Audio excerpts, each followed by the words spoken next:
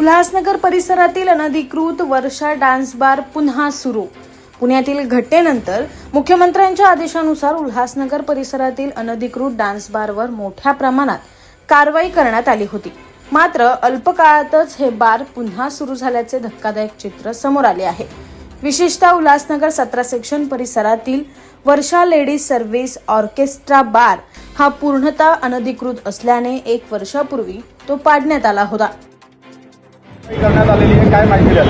की आम्ही मागच्या आठवड्यापासून बार विरुद्ध कारवाई चालू केलेली आहे। अनधिकृत बार विरुद्ध माननीय पोलीस आयुक्तांनी पत्र दिले होते, त्या अनुषंगाने आम्ही माननीय आयुक्त, महापालिका आयुक्त यांच्या आदेशाने नोटीस बजावणी केलेली आहे सगळ्यांना। आणि जे बार अनधिकृत आढळून आलेले आहेत त्यांच्याविरुद्ध आमची कारवाई चालू आलेली आहे। यापूर्वी 2 बार निष्कासित केलेले आहेत। आज वर्षा डान्स बार जो 17 सेक्शनला आहे तो निष्कासित करण्याची कारवाई सुरू केलेली आहे। आम्ही नोटीस बजावली होती, त्याची कागदपत्र मागवली होती, त्याच्याकडे बांधकाम अधिकृत असल्याची कोणतीही कागदपत्र नव्हती। सदरचा बार हा पूर्णपणे बेकायदेशीर होता, त्यामुळे त्याला नोटीस बजावून आज कारवाई चालू केलेली आहे। मात्र आश्चर्यकारकपणे अवघ्या 1 वर्षातच तो अधिकृतरित्या सुरू करण्यात आलाय।